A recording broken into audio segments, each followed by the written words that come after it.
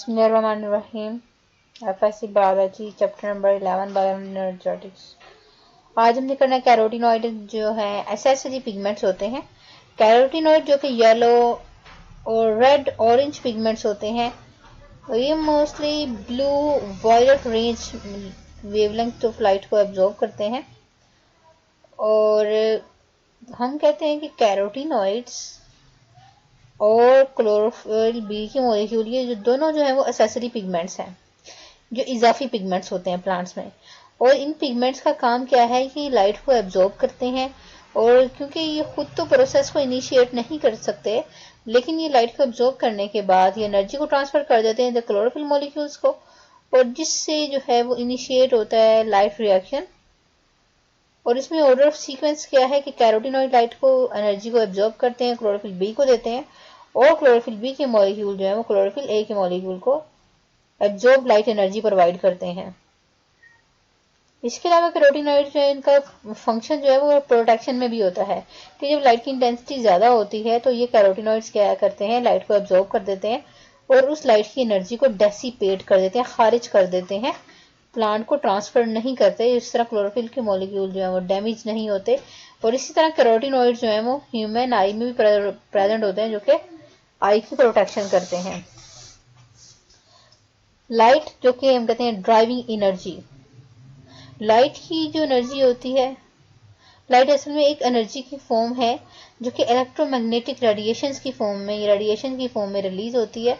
और इसके शॉर्ट जो पार्ट हम कहते हैं असल में कंसिस्ट कर, लाइट जो है वो एक किस्म के पार्टिकल्स होते हैं। इन पार्टिकल्स को हम कहते हैं फोटोन।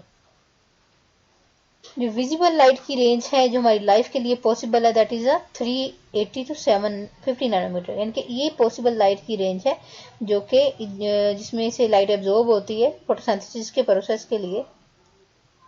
सनलाइट एनर्जी जो कि क्लोरोफिल के मॉलिक्यूल एब्जॉर्ब करते हैं, वो उस सनलाइट एनर्जी को केमिकल एनर्जी बनाते हैं और प्रोसेस जो फोटोसिंथेसिस का होता है प्लांट में। अब हम कहते हैं प्लांट पे जो लाइट प्रोड्यूस जो फॉल हो रही होती है, जिनकी जो भी लाइट प्लांट पे पड़ती है, प्लांट उस सारी की सारी लाइट को एब्जॉर्ब नहीं करते, बल्कि उसमें से सिर्फ और सिर्फ 1%, ओनली 1% लाइट जो है वो प्लांट में एब्जॉर्ब होती है, बाकी सारी जो है वो ट्रांसमिट हो जाती है, रिफ्लेक्ट हो जाती है। व्हाट इज एब्जॉर्प्शन स्पेक्ट्रम और एक्शन स्पेक्ट्रम? एब्जॉर्प्शन स्पेक्ट्रम ये इंडिकेट करता है कि जो एब्जॉर्ब लाइट है वो मैक्सिमम होती है ब्लू और रेड पार्ट में। इसमें दो एब्जॉर्प्शन पीक्स आती हैं जो कि 430 यानी कि 430 और 760 नैनोमीटर।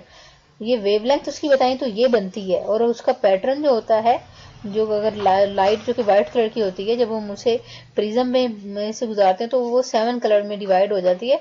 उसमें से जो पिगमेंट हम कहते हैं जो कलर्स हैं जिसमें एब्जॉर्ब होती है वो है ब्लू और रेड।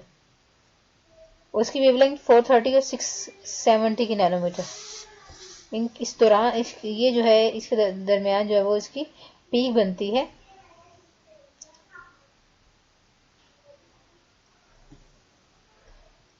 और इसकी डेफिनेशन हम करते हैं, the absorption of the maximum light, जो स्पेक्ट्रम में जो एब्जॉर्प्शन लाइट जो एब्जॉर्ब होती है रेड और ब्लू पार्ट में, that is the absorption spectrum. और वो एब्जॉर्प्शन के बाद जो एक्टिविटी होती है प्लांट में, उसे हम बोलते हैं एक्शन स्पेक्ट्रम। यानी कि जिसके लिए जो ग्राफ हम प्लॉट करते हैं, जो कि शो करता है कि प्लांट की जो डिफरेंट वेवलेंथ की है लाइट एब्जॉर्ब होती है, वो फोटोसिंथेसिस के प्रोसेस को कितना ड्राइव करती है, कौन सी लाइट का पिगमेंट जो है, लाइट की कौन सी वेवलेंथ ऐसी है जो कि फोटोसिंथेसिस के प्रोसेस को ड्राइव करती है, इसे बोलते हैं एक्शन स्पेक्ट्रम। यानी कि वो ग्राफ जो कि शो करे कि लाइट की एब्जॉर्प्शन किस किस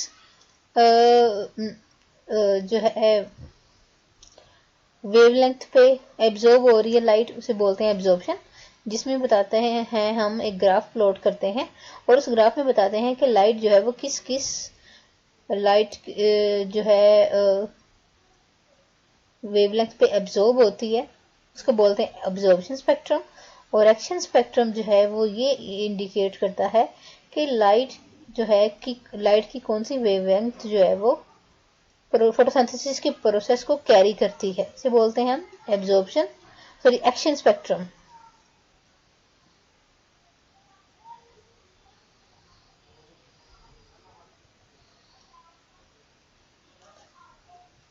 ये जो एक डायग्राम दी गई है स्पाइरोगायरा की, एक फिलामेंट लिया गया है एल्गी का, जिसमें फोटोसिंथेसिस का प्रोसेस होता है और इसमें से जो लाइट पास आउट हो रही थी उसको जो था प्रिज्म में से गुजारा गया, और डिफरेंट कलर्स यहाँ पे blue, dark green, green, yellow, orange.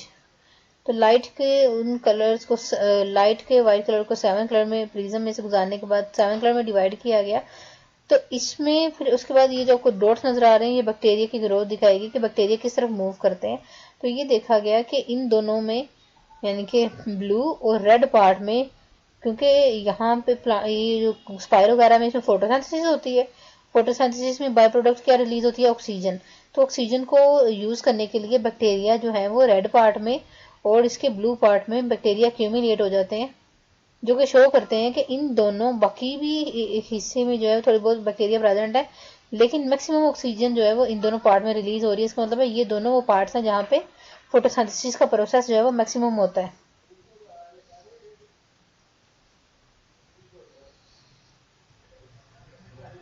उसके बाद ये जो है ग्राफ शो किया हुआ है, एक तरफ परसेंटेज एब्जॉर्ब्ड दिखाएगी, दूसरी तरफ जो है वो वेवलेंथ दिखाई गई है कि कौन सी वेवलेंथ जो है एब्जॉर्ब जो है वो किस उसकी परसेंटेज क्या है। इसमें दिखाया गया है क्लोरोफिल ए के मॉलिक्यूल्स जो है वो ज़्यादा कहाँ पे एब्जॉर्ब्ड हो रहे हैं, और क्लोरोफिल बी और कैरोटिनॉइड्स ये शो दिए गए हैं। और दूसरे स्पेक्ट्रम में एक्शन स्पेक्ट्रम का बताया गया है कि फोटोसिंथेसिस का प्रोसेस जो है वो मैक्सिमम जो है वो ब्लू और रेड पार्ट में मैक्सिमम होता है, यानी कि 650 to 700 और 400 to 450 जो है वो मैक्सिमम फोटोसिंथेसिस का रेट है।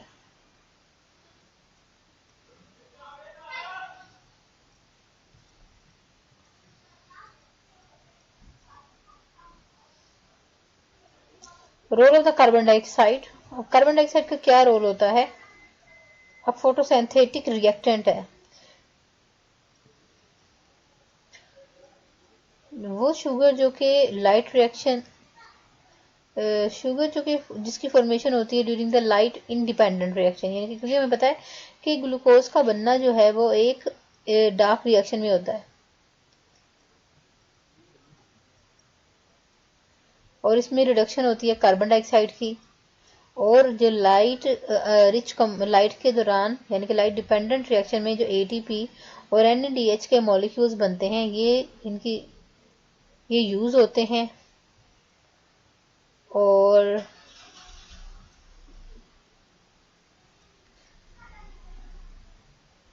अबाउट इसमें 10% जो है टोटल फोटोसिंथेसिस जो है वो टेरेस्ट्रियल प्लांट्स में होती है। बाकी जो है फोटोसिंथेसिस का प्रोसेस, क्योंकि प्लांट्स जो हैं वो ओशन में भी प्रेजेंट होते हैं, लेक में, पॉन्ड में प्रेजेंट होते हैं, तो यहाँ भी फोटोसिंथेसिस का प्रोसेस होता है। एक्वेटिक फोटोसिंथेटिक ऑर्गेनिज्म जो है वो कैसे कार्बन डाइऑक्साइड लेते हैं? वो कार्बन डाइऑक्साइड लेते हैं जो कि वाटर के अंदर एब्जॉर्ब होती है, या बाइकार्बोनेट की फॉर्म में या सोल्यूबल कार्बोनेट्स की फॉर्म में जो वाटर के अंदर कार्बन डाइऑक्साइड प्रेजेंट होती है वहां से लेते हैं। और एयर में जो कार्बन डाइऑक्साइड है that is 0.03 to 0.04% carbon dioxide concentration होती है, जो कि लैंड प्लांट यूटिलाइज करते हैं। कार्बन डाइऑक्साइड जो है वो लीफ से एंटर होती है स्टोमेटा, यानी कि वो जो पोर होता है उसके थ्रू एंटर होती है और वाटर में डिजोल्व होती है मेसोफिल सेल्स के। और स्टोमेटा जो है लार्ज नंबर में यानी कि लीव्स पे प्रेजेंट होते हैं बहुत ज्यादा तादाद में स्टोमेटा, जिसके थ्रू जो है कार्बन डाइऑक्साइड एब्जॉर्ब होती है। तो स्टोमेटा 1 to 2% यानी कि लीफ का टोटल सरफेस एरिया का 2%, 1 से 2% जो है वो इसमें स्टोमेटा प्रेजेंट होते हैं, जो कि गैसेस को डिफ्यूज करते हैं। जो एंट्री होती है कार्बन डाइऑक्साइड की लीव्स में वो डिपेंड करती है स्टोमेटा की ओपनिंग में।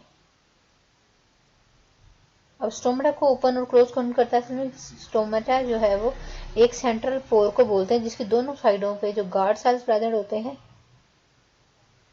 और गार्ड सेल का शेप जो होती है वो स्पेसिफिक पेक्युलर शेप होती है जो कि स्टोमेटा के साइज को कंट्रोल करती है।